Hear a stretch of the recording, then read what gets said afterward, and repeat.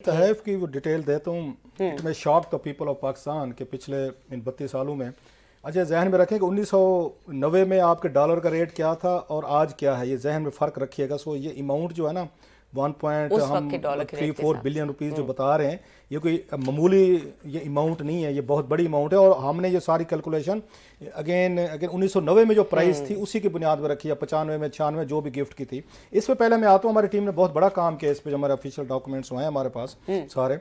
मुझे ये ब्रेक में इसाक हकवानी साहब हैं, आपको पता है बहुत बड़े हमारे सियासी लीडर हैं, इस MNA भी रहे हैं, वजीर भी रहे हैं, तो वो हमारा शो शायद वो देखते हैं। तो उन्होंने अभी बात की जो हम उस पर बात कर रहे थे अदालती इस पे, वो ये कहते हैं दो चीज़ें। एक तो चीफ जस्टिस साहब खुद पब्लिकली कह चुके हैं, मेरा ख्याल क्वेटा में शायद इन्होंने कहा था कि तमाम पार्टीज को बैठ के डिलाग करना चाहिए। सो वो समझते हैं कि कल पटिशन इनके पास आ रही है परसों, तो इनको बैठ के उन तमाम पार्टीज को कहना चाहिए कि आउटसाइड कोर्ट सेटलमेंट नहीं होती, जैसे खुद कर लें, बैठें कोई ना कोई फार्मूला तय कर लें कि कब इलेक्शन कराने, कैसे कराने। सो बेहतर है कोर्ट पे बल्डा ना डालें, अपना आपस में तय कर लें चीज़ें जो हैं कि जनाब कि हम अगर डिलाग ये कर सकते हैं, नवाज लीग हो या PTI और PDM वगैरह, तो एक तो ये हो सकता है क्योंकि उन्होंने खुद पोजीशन ये ली हुई है चीफ जस्टिस ने। अगर ये नहीं होता तो फिर उन्हें चाहिए कि फुल कोर्ट बनाएं अगेन, ताकि उन पर एतराज़ ना रहे कि 5 जजेस हैं उनकी मर्जी के, 7 हैं, 8 हैं। सो फिर बेहतर है फुल कोर्ट जो है वो इस केस को सुने, बैठकर फैसला करे। ये उनका ये खकवानी साहब की कुछ ऑब्जर्वेशन थी, मैं शेयर कीजिए।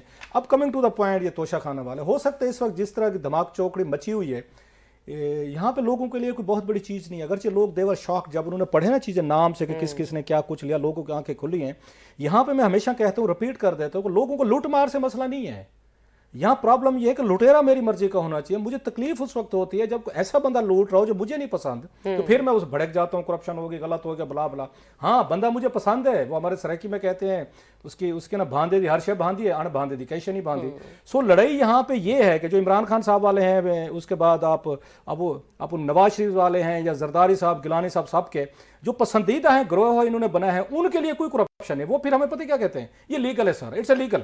लीगल क्या, कानून के तहत। भाई कानून किसने बनाया? जो मैं कहता हूं ये कानून कैबिनेट बनाती है, ये वजीर आजम खुद बनाता है। यही वजीर, यही आपकी ब्यूरोक्रेसी बैठ कर रूल्स ऑफ बिजनेस में चेंजेस करके एक लेटर देते हैं, कैबिनेट के एजेंडे पे रखते हैं कि ये नए रूल्स हैं, इसके तहत आप ये जो खाचे माचे वो लगा लेते हैं। फिर हमें कहते हैं मुंह बंद कराने के लिए, जनाब ये तो कानून था। वो भाई ये कैसा कानून है? 1.3 आपके 4 बिलियन रुपीस के करीब तहफ़ घर ले गए और 22 करोड़ रुपए की इसके करीब अदायगियां की गई हैं।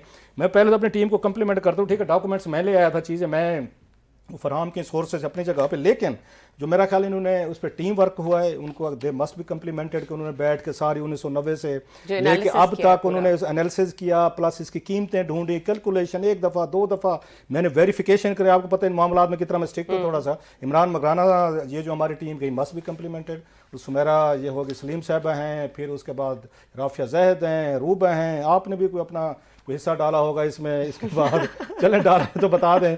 उसके बाद राना साहब हो गए, राना अशरफ साहब हो गए, उन्होंने बड़ा इस पे काम किया। फिर जायद बलोच साहब हैं, वो चीज़ें देखें। So it's a team work. मुझसे ज़्यादा ये मेरी टीम के एफर्ट है, जो चीज़ें आपको नजर आ रही हैं। पहली दफ़ा हम स्क्रीन पे ये ला रहे हैं ऑफिशियली तौर पर कंफर्म करके कि हमारे सियासतदान, फौजी अफसरान, ब्यूरोक्रेट्स को 1990 से लेके 2022 तक 32 साल बनते हैं, सबका रिकॉर्ड हमारे पास मौजूद है। हालांकि 3 दहाइयों का सारे डॉक्यूमेंट्स, पेपर्स हैं हमारे साथ, ऑथेंटिसिटी के साथ कह रहे हैं। अगरचे अभी इन्होंने वो किया ना 20 सालों का, हम तो पिछले भी गए हैं जो 1990 से 2001 तक।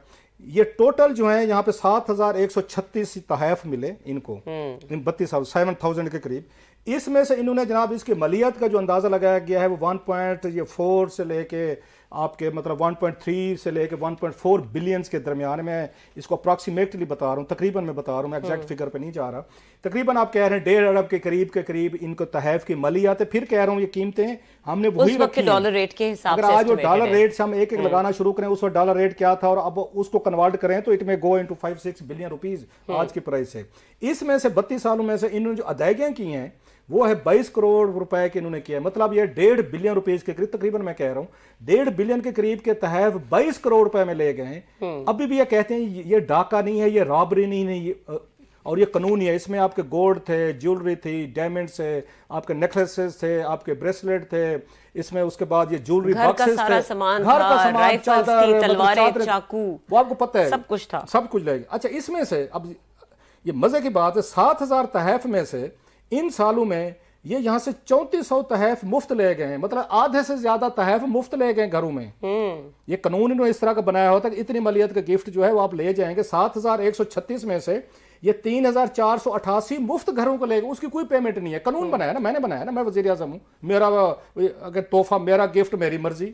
और एक छोटी सी चीज क्लास, इसमें से कोई भी गिफ्ट ऑर्डिनरी नहीं होगा, क्योंकि डेफिनेटली ये बाहर से मिल रहे हैं और ये सोवेनियर मिल रहे हैं। मजे की बात, 7136 जो गिफ्ट मिले 32 सालों में, उसमें से सिर्फ 554 जो है ना जमा करवाए गए, जो उनके किसी काम के नहीं होंगे कि ये हमने क्या करना है, चलो यार इनको जमा करवा देते हैं। अगरचे उसमें हो सकता है कि 2-4 कीमती गिफ्ट भी होंगे, कोई 20 लाख 25 लाख वाला भी होगा, मैं ये नहीं कह रहा, लेकिन 7136 गिफ्ट मिले जिनकी कीमत तकरीबन 1.5 अरब के करीब वो थी, घर ले गए। और इसके अगेंस्ट उन्होंने 22 करोड़ रुपए की पेमेंट की और 3488 तहफ है मुफ्त घर को ले गए और 554 जो है ना इन्होंने जमा करवाए हैं। और मजे की चीज है जो कीमतें, अब इन्होंने कीमतें कैसे लगवाई हैं, जो इससे आपको इनको अंदाजा होता है कि कितने बड़े पैमाने पे जो महंगी चीजों की इन्होंने कीमतें जो है ना जान बूझ के, ये 1.5 अरब रुपए के करीब जो मैं बता रहा हूं आपको, तकरीबन 1.4 बिलियन के करीब का, ये है कीमतें असेसमेंट इन्होंने खुद की हुई है, जो ब्यूरोक्रेसी खुद करती है। वजीर आजम के अपने अफसरान, वजीर आजम हाउस के या आपके फॉरेन ऑफिस के हों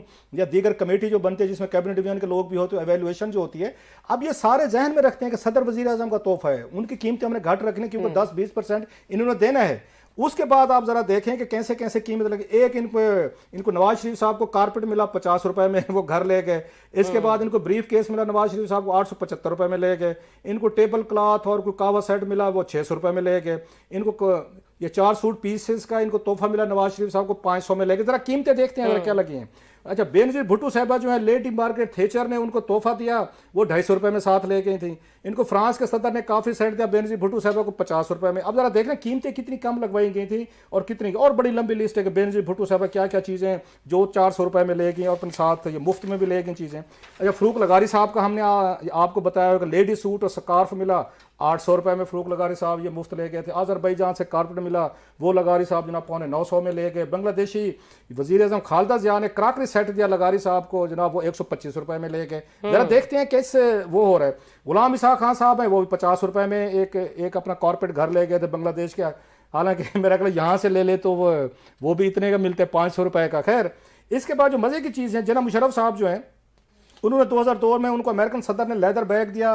मुशर्रफ साहब वो ये फ्री ले गए थे। ज्वेलरी बॉक्स मिला इनको, अमेरिकन सदर ने ज्वेलरी बॉक्स दिया। ठीक है, ये इनको अगेन इनको मुशर्रफ साहब को वो साथ में मुफ्त ले गए। घड़ी मिली, कारपेट मिला, तो वो 75 रुपए में मुशर्रफ साहब साथ ले गए। मजे की चीज जो है, शौकत अजीज साहब जो अरबपति थे माशाल्लाह, बड़े टेक्नोक्रेट, पढ़े लिखे, हाई प्रोफाइल, दुनिया भर के बैंक के जो मालिक थे और 7 बिलियन रुपीज के इन्होंने ऐसे डिक्लेयर किए थे। वो गवर्नर नेपाल से स्कार्फ मिला, इनकी मिसेज को 2 स्कार्फ मिले, 25 रुपए एक की कीमत लगा के मुफ्त ले गए, 50 रुपए के 2 स्कार्फ। अच्छा, फिर टोनी ब्लेयर साहब आए थे, वो जो आए थे वो इनकी मिसेज के लिए वो लाए थे, एक हैंड बैग लाए थे। शौकत अजीज साहब ने सिर्फ 300 रुपया उसका दिया। ठीक है, जो मैं कहते रहे तो पाउंड शॉप से ले आए थे लंदन। लास्टली अच्छा, चीनी सदर जो है वो शहजादा चार्ल्स और उनकी अहलिया जो हैं वो ज्वेलरी बॉक्स लाए थे शौकत अजीज साहब के लिए। 2004 में शायद विजिट किया था पाकिस्तान का, वो 2000 रुपए में शौकत अजीज साहब लाए थे। ये वो ऑफिशियल एक प्लंडर है। मतलब 1.5 बिलियन रुपीस के करीब के अमाउंट के तहफ ये घर ले गए। और ये हमारे लोग जो है ना अपने अपने लुटेरों को डिफेंड करते हैं कि मेरा लुटेरा ठीक है, उसने कानून पे लिया, इसका लुटेरा गलत है, उसने ज्यादा ले लिया।